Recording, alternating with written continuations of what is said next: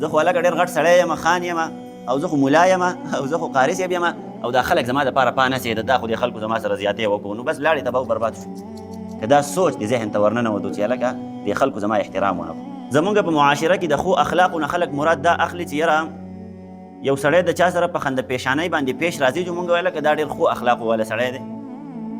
هر ټایم کې خلکو ته خاندي راخاندي او خلکو سره ډېر زیات په ادب میلاویږي او په خوله کې په هر وخت کې خندا دی، چې مونږ ویله که دا ډېر زیات خوش مزاجه سړی دی او ډېر زیات خوشطبعه سړی دی او ډېر زیات خوش اخلاقه دی.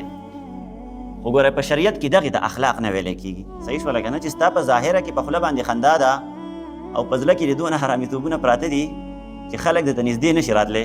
خلک ستا نه لرې لرې ګرځي چې هلکه دا سړی، او داسې سړي ته خلک په معاشره کې منافق وایي چې یاره دی خو خلکو ته خاندي راخاندي، خو د ده په زړه کې دننه هغه کینه او بغض او حسد او دا روحاني بیمارۍ ورننوتې دي.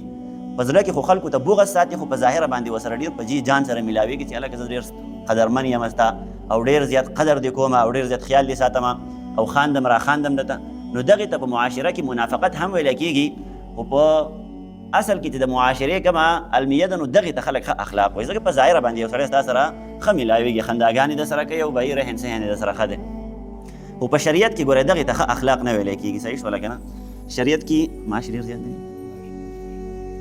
په شریعت کې دې ته ښه اخلاق ویلی کېږي چې یو سړی ظاهري لحاظ سره هم خوش اخلاقه دی او باطني لحاظ سره هم خوش اخلاقه دی.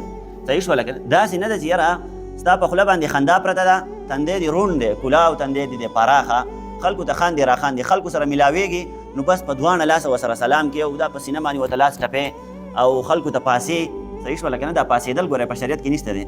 دا مونږ اوس دلته مثال کې طور پر ناست یو که نه، اوس په جومات دی څوک چاته نه پاسې، خو لکه دا ده چې په یو مجلس کې مونږ چېرته ناست یو، یوه غونډه ده او خلک 5-6 کسان ناست دي او یو سړی راغی او دا ټول خلک ورته پاسېد او صرف د سلام دپاره. نو په شریعت کې د دې هېڅ قسمه تصور نشته دی چې هلکه دې سړي ته به تاسو پاسئ. سړی که ډېر هم د اوچتې پایې دی ځان له دی، ماله خو نه دی. صحیح شوله که نه؟ نو په شریعت کې د دغې اجازت نشته دی.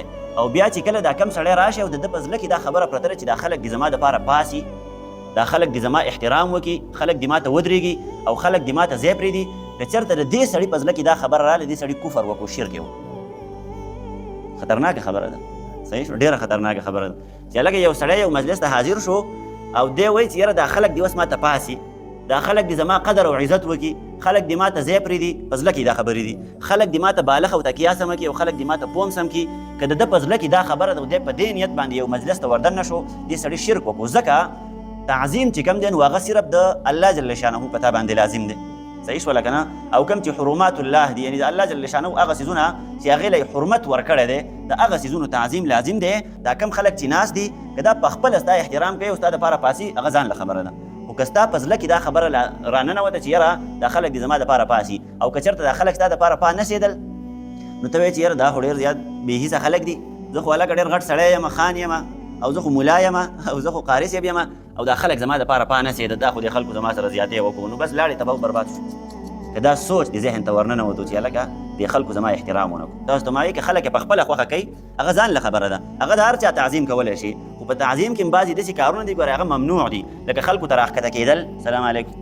لکه اکثر خلک دا کار کوي. صحیح شوله که نه؟ خلکو ته راښکته شي، داسې سر ورته ښکته کړي، دا خو د رکوع کیفیت دی، یو سړي ته راښکته کېدل، او رکوع صرف الله جل شانه ته جایزه ده. نو که چېرته ما او تا یو سړي ته راښکته کېږو چې هلکه د هغه احترام وکړه، نو دقه احترام هم ناروا دی، ناجایز دی. صحیح شوه؟ د ښو اخلاقو نه دا شی مراد نه دی. ګورئ یو سړی وایي ما خپل اخلاق ښه کړي دي او دا کارونه پکې ورننوتي دي، نو دغې ته ښه اخلاق نه ویلی کېږي. صحیح شوله؟ ښه اخلاق دا دي چې یاره ستا الفاظ هم ښه ښکلي الفاظ دي، داسې الفاظ دي چې هغه په معاشره کې هم بد نه ګڼلی کېږي او په شریعت کې هم دغه الفاظ بد نه ګڼلی کېږي، داسې خبرې کې داسې الفاظ استعمالوي. او بل ښه اخلاق دې ته وایي چې یاره ستا د دغې سره سره ستا زړه هم صفا دی خلکو ته. صحیح شوله که نه؟ په زړه کې د خلکو ته کینه او حسد او بغض دا قیسې میسې نشته دی. که دغه قیسې ورننوتې نو دغې ته ښه اخلاق نه ویلی کېږي. تاسو ته ما دغې ته منافقت ویلی کېږي چې په زړه کې د حرامیتوب پروت دی او په ظاهره باندې خلکو ته جی جان کې. صحیح شوله؟ د دغې نه پیغمبر علیه الصلاة والسلام منع کړې ده، لکه دا کار به نه کوئ.